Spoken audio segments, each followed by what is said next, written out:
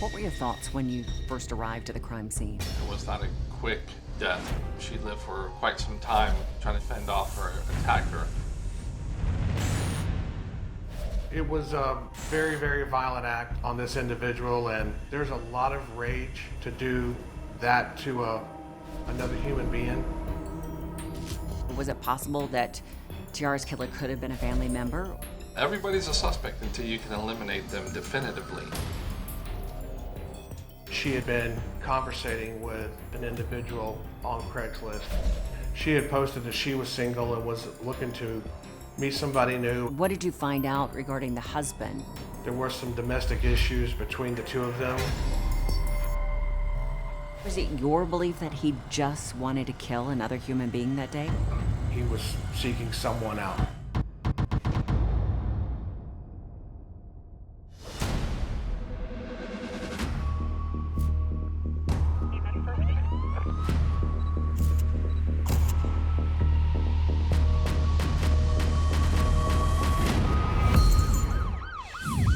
Hi, I'm Nancy O'Dell. Today's Crime Exposé takes us to Jacksonville, Florida. It is the most crowded city in the state, with nearly 1 million people, which translates into a large dating pool. Online dating can be exhilarating, but can also be very dangerous. And in the case of Tiara Pool, it led to her murder. Tiara Pool was a 22-year-old mother of 2 boys. She hadn't been seen in public for 4 days. Curious and a bit worried, her best friend decided to pay a visit to her apartment. She had her own key to the apartment because she was the nanny to her children. So she used her key, she entered the apartment, she went to the bedroom where she saw just the hand of Mrs. Pool, a bloody hand. And when she saw that bloody hand, she decided that she'd back out of the apartment and call the police. Officers were dispatched to the address, and when they arrived, they found the victim deceased on the floor. The floor was soaked in blood, the body chopped with a sharp object. Tiara had been stabbed nearly 90 times. It was pure butchery. The killer wanted to make absolutely sure that Tiara would never breathe again. She had several wounds, the slit that went across her throat from side to side, and then she had several puncture wounds that were from the back to her lung. All of them could have been fatal. Tiara fought back as the killer slashed at her, the escalating number of wounds slowly draining the life out of her. She held on as long as she could. She did have defensive wounds on her forearms. It was not a quick death. She lived for quite some time trying to defend off her attacker. What were your thoughts when you first arrived to the crime scene? With 80-something stab wounds to the body, it was a very, very violent act on this individual, and there's a lot of rage to do that to another human being. And also in situations like this where you do see intense emotion involved, a lot of times it's somebody that the victim knew. So was it possible that Tiara's killer could have been a family member or a close friend? Sure, usually you would think that it would be some type of personal connection to the individual or to the suspect who did this to the victim. As law enforcement scrutinized the crime scene, several things stood out. First, the murder weapon, a knife from Tiara's own kitchen. It was found in the bathroom. I think it was leaning up against the tub. It was bent, so if you think about the integrity of a kitchen knife, and for it to be bent, it would have to be struck pretty hard, and the tip of it was broken off, and then the tip was actually located within Miss Pool's body. 2, the killer did not break into the apartment. There was no signs of forced entry, which would also lend an investigator to believe that they knew the individual who committed the crime or just allowed them to come into the home. 3, as Tiara Pool lay bleeding, the murderer helped himself to her personal belongings. In the process of going over the crime scene, they discovered her game station was removed from her house and some other items. So who was this young woman? Whenever you enter into a homicide scene, there's a lot of mitigating factors that come into play. Do they have a history of domestic violence? Is there a history of drug use? Is there a history of drug dealing? Is there family issues? Police say Tiara lived in a neighborhood where this kind of thing just didn't happen. Her apartment complex where she was killed is, it's a nice, good neighborhood, it's a good area. So we do know that Tiara was married. What else did you discover about her home life? I know that the victim had 2 small children and they were with in-laws and not present in the home when this crime took place. Meanwhile, though he snatched a few of Tiara's personal items, the killer did not grab her cell phone on his way out the door. Her phone was resting on the back of the couch in the crime scene. Were you able to get any information off of Tiara's phone that helped in the investigation? It had to be submitted to a company to do a forensic download and to kind of separate all the information that was on that particular phone, whether there were texts and phone calls and internet usage on the phone and how the phone was being used on the internet. I know one of the things police use the information they found on the phone for is to kind of build a biography of a person's final days. Were you able to do that for Tiara? They were able to gain a lot of insight into what's going on in Tiara's life, and she was communicating with others through Craigslist on both her computer and phone. Was Tiara talking to family, friends, or strangers? For this married mother of 2, nothing appeared to be what it seemed. In fact, Tiara Pool had a shadowy second life, one that took her down a treacherous path. There were some domestic issues that were going on between her and her husband. You also look at who was the last person to see the victim alive, because that's usually a good person to look at.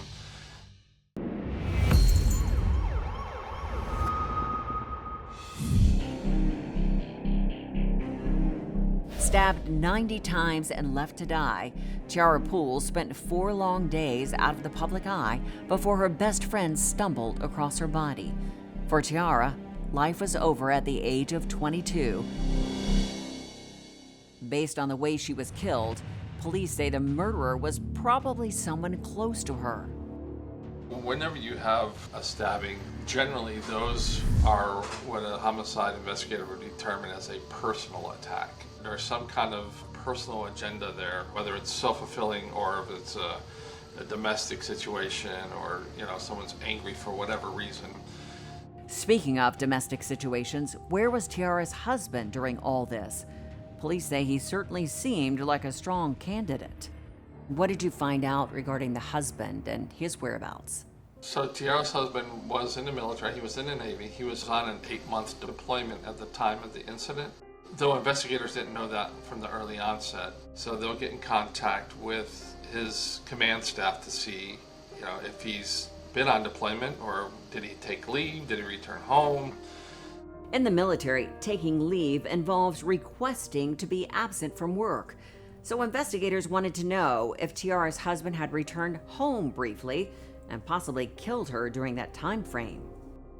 Not only do they have to figure out that he's on deployment, but they also make sure that he didn't return off of deployment for whatever reason. And so you have to kind of eliminate that as a factor.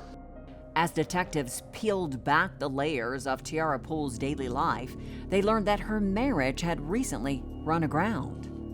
There were some domestic issues between the 2 of them to the level of violence, or it was just verbal altercations between them, but they were contemplating separation and divorce.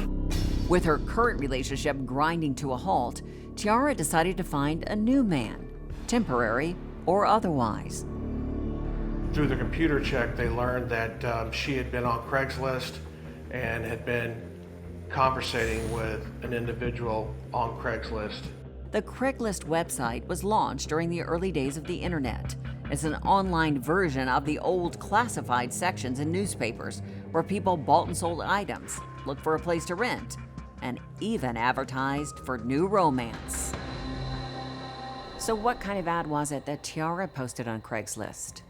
In her ad that she had posted through Craigslist, she had posted that she was single and was looking to meet somebody new and start making some changes. Police dug through all of the messages on Tiara's phone and computer. You're looking at everyone that she was having conversations with. But it was the Craigslist ad that interested them the most. A few people replied to her ad, but then she kind of narrowed it down to one particular individual. His name was David Sparre. David Sparre lived in Georgia, a little over an hour's drive from Tiara's place in Jacksonville. I was aware that they did have communications back and forth. It was flirtatious in nature, and there was some conversation as to meeting here in Jacksonville. Meanwhile, another key piece of evidence popped up. Someone had left a DNA specimen in Tiara's apartment. They found some unknown male DNA at the scene, and they're going to do everything in their power and use the techniques that are used today to determine who that individual is. The pieces of this puzzle were increasing in number, but nothing was fitting together just yet.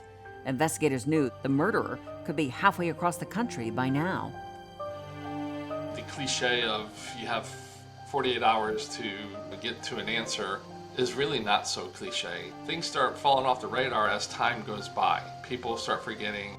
You might have a witness that saw something and just assumed that the police knew it or never called them about it, so it wasn't important to them. So who brutally murdered Tiara Pool and disappeared into the night? Was it her husband, the man from Craigslist, or whoever owned the traces of DNA that were spattered across her apartment? Everybody's a suspect until you can eliminate them definitively.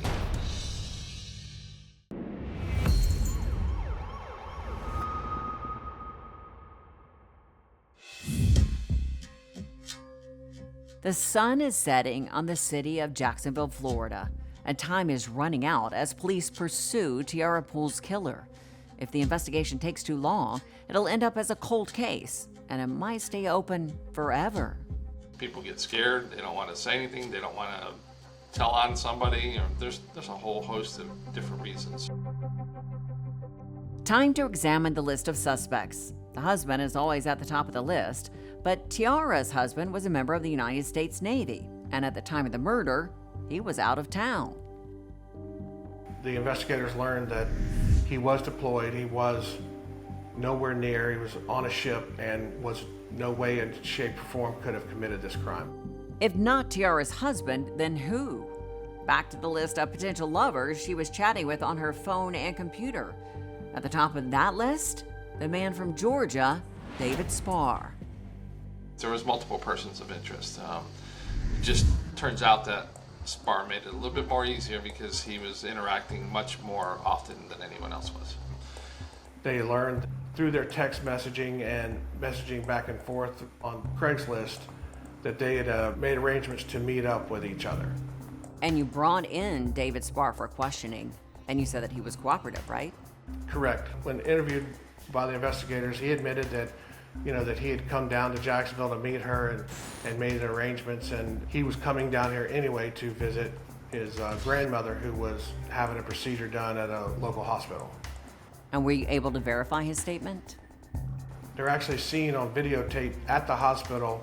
So at the hospital, they were face to face for the first time. There was enough of a spark, and then what happened? He admitted that they had met up and gone back to her place to be intimate with one another. And then afterward? He said he'd come for one thing and one thing only. They did their business, and then he left. Investigators had no reason to doubt the story that David Sparre told them.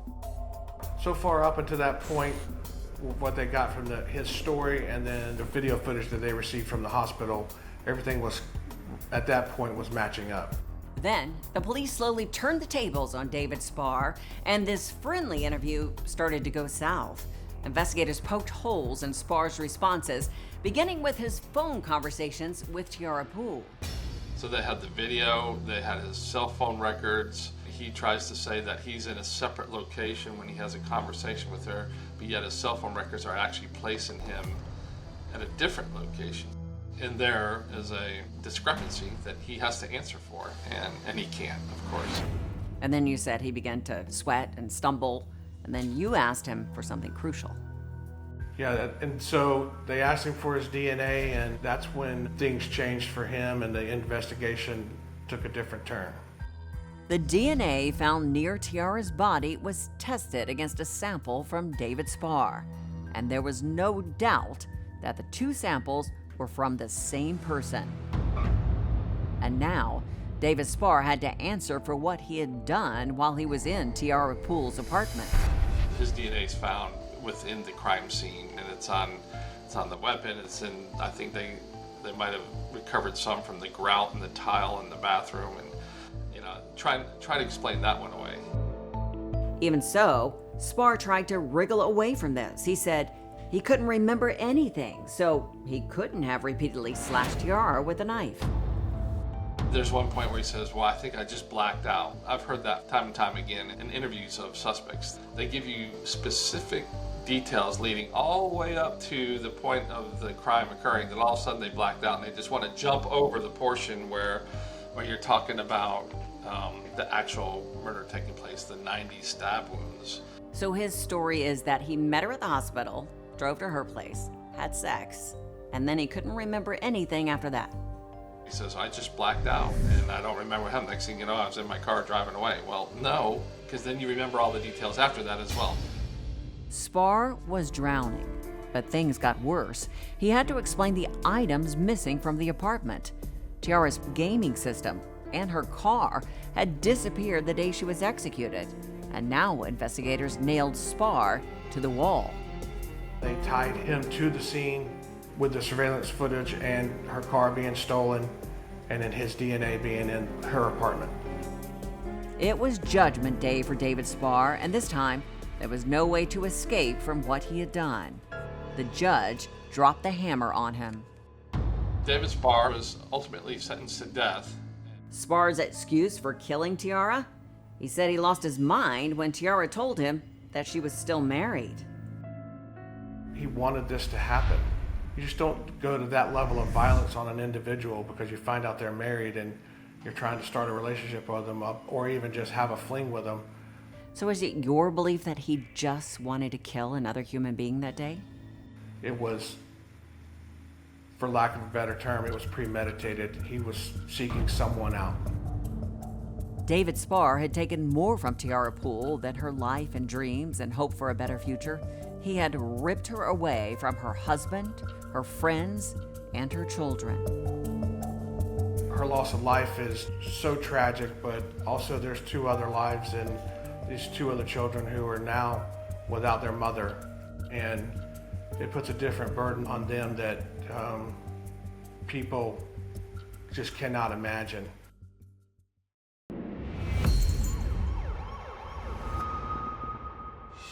The heartbreaking story of Tiara Pool ends here, but every day people send texts, make phone calls, schedule dates, all in the hope that at some point they'll feel the spark of romance they seek, whether for now or forever. And now it is time for today's Safety Spotlight. Looking to make a romantic connection online is common nowadays, but prioritizing your safety while doing so is essential. For the first several dates, choose public places and avoid going to secluded locations or your residence. Have access to your own car or public transportation so that you're able to come and go freely. And if you're going to drink, order your own and be careful of how much you consume so that you are well aware of what is happening. And finally, it's probably a good idea to tell a friend or family member where you are going and follow up with them periodically to let them know you're okay. Know the risks and take the proper precautions. I'm Nancy O'Dell. For everybody here at Crime Exposé, please join us next time and stay safe.